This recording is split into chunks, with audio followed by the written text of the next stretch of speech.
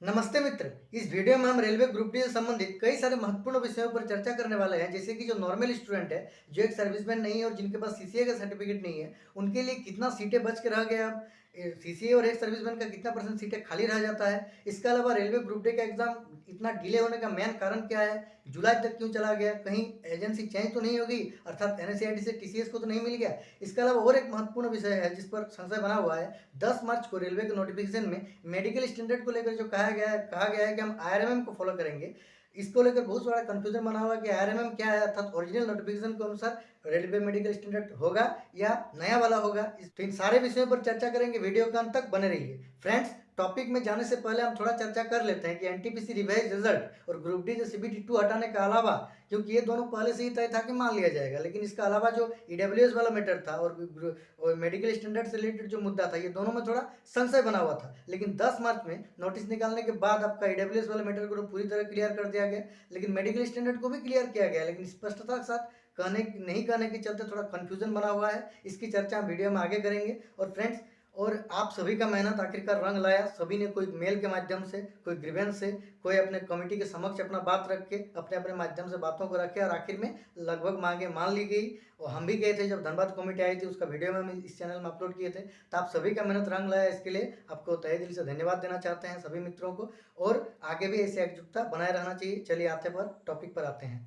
तो फ्रेंड्स, सबसे पहले हम लोग चर्चा कर लेते हैं कि नॉर्मल स्टूडेंट के लिए अब कितना सीटें बच के रह गया। फ्रेंड्स, जैसे कि आप जानते हैं कि नोटिफिकेशन में 1,03,769, अर्थात मान के चलते हैं 1,03,700 सीटें था। उनमें से आपका सीसीए वाला के लिए 20,700 सीटें रिजर्व किया गया था और उतना ही एक सर्विसमैन के लिए 20,700 रिजर्व किया गया था। और पीडब्ल्यूबीडी के लिए भी आपका 4,300 सीटें रिजर्व किया गया था। इन सभी को अगर जोड़ देते हैं तो आपका 45,700 अर्थात 45,700 सीटें रिजर्व था। और उसको अगर 1,03,700 से घटाते हैं तो आपका आ जाता है 58,000, अर्थात 58,000 सीटें जो था वो नॉर्मल स्टूडेंट के लिए था। और उनमें से भी फिर बांटा गया था यूआर के लिए, ईडब्ल्यूएस के लिए, ओबीसी के लिए, एससी एसटी के लिए।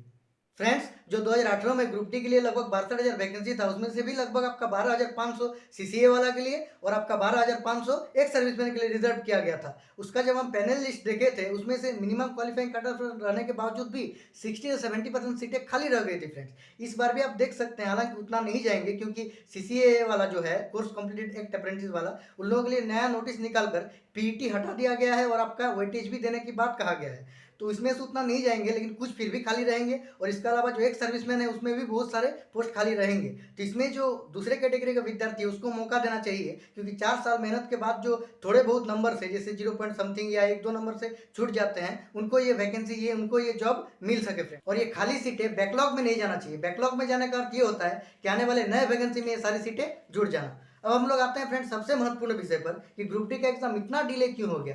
किसी ने उम्मीद नहीं लगाया था कि 23 फरवरी से शुरू होने वाला एग्जाम मार्च, अप्रैल, मई, जून, जुलाई तक हो जाएगा, वो भी टेंटेटिवली, मतलब अगस्त भी जा सकता है। सभी ने यही उम्मीद लगाया था कि मई से परीक्षा शुरू हो जाएगा। अगर मानते हैं एनटीपीसी की वजह से डिले हुआ है, तो एनटीपीसी में भी अगर 7 लाख कोई मान के चलते हैं, फिर भी 20 से 25 दिन, 1 महीना काफी एग्जाम लेने के लिए। फिर भी आपका मई के लास्ट या जून के पहले से एग्जाम शुरू किया जा सकता है। इसमें जिसका प्रिपरेशन अच्छा खासा हो गया था, हालांकि वैकेंसी का 3 साल से ज्यादा हो गया है, तो पढ़ने वाले विद्यार्थी का तो प्रिपरेशन अच्छा हो ही गया होगा।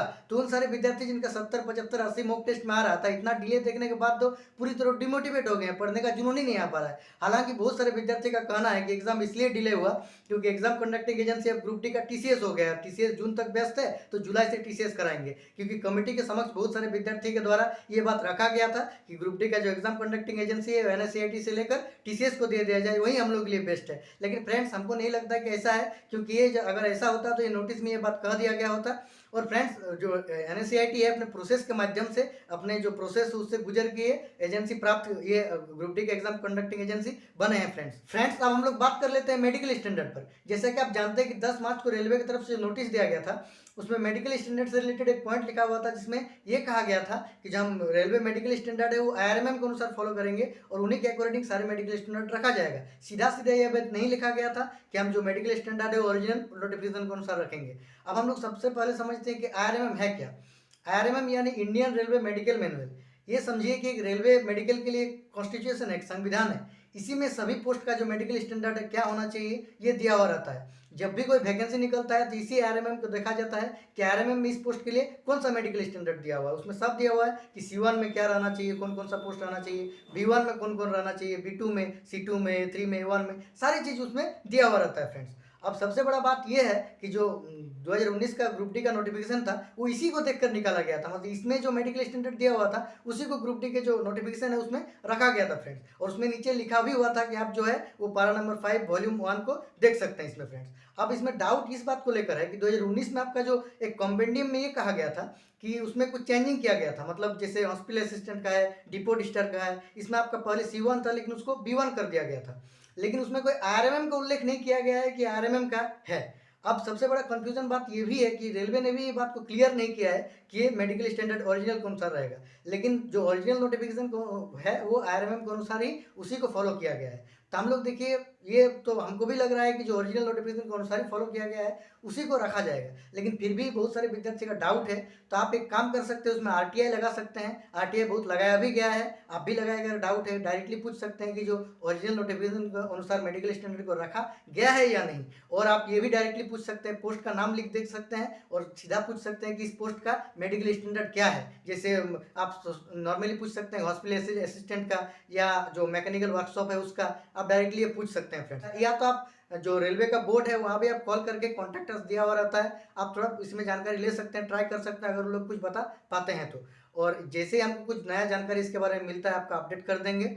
अगर ये वीडियो अच्छा लगा, महत्वपूर्ण लगा तो ये चैनल को सब्सक्राइब कर लीजिएगा, वीडियो को लाइक कर दीजिएगा। तब तक के लिए मिलते हैं नेक्स्ट वीडियो में, तब तक के लिए वंदे मातरम।